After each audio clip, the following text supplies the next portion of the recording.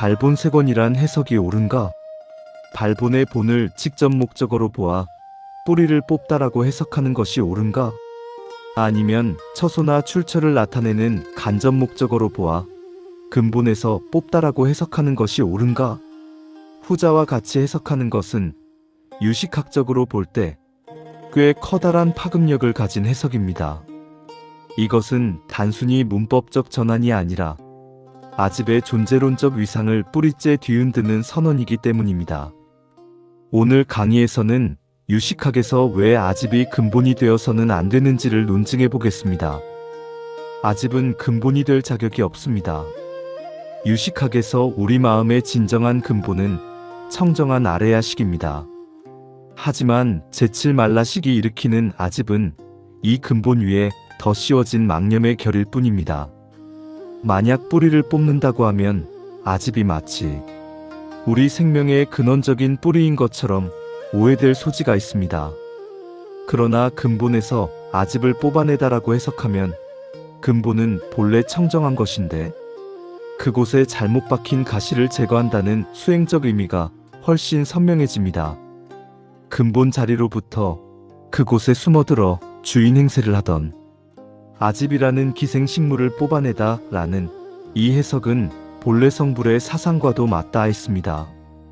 근본은 살려두되 그곳을 오염시키는 근거지를 소탕한다는 뜻이 됩니다. 반갑습니다. 광여입니다. 오늘은 양명학에서 가장 과격하고도 근원적인 용어인 발본색원을 다루고 있습니다. 흔히들 뿌리째 뽑아버린다고 해석합니다.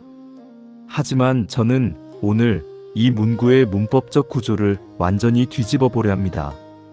뿌리를 뽑는 것이 아니라 근본 자리에서 아집을 뽑아내는 것입니다.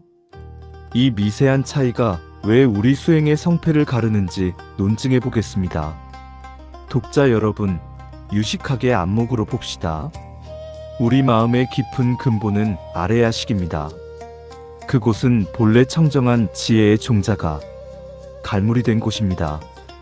그런데 우리는 흔히 제칠말라식이 일으키는 나라는 집착, 즉 아집이 우리 생명의 뿌리인 줄 착각합니다. 아집을 뿌리라고 인정하는 순간 우리는 그것을 뽑아낼 때 우리 존재 자체가 사라질까봐 두려워하게 됩니다. 하지만 아집은 근본이 아닙니다. 그것은 청정한 근본 자리에 잘못 숨어든 망념일 뿐입니다. 그러므로 우리는 근본으로부터 아집을 뽑아내야 합니다. 근본은 살리고 그곳을 어지럽히는 이물질을 제거하는 것입니다. 근본에서 아집을 뽑아냈다면 이제 오염된 물이 근원으로 흘러들어가는 것을 막아야 합니다. 이것이 색원입니다. 색원이란 단순히 눈앞의 물길을 막는 것이 아닙니다. 현행한 행위가 다시 종자로 되돌아가 종자를 오염시키는 혼습의 고리를 끊어버리는 것입니다.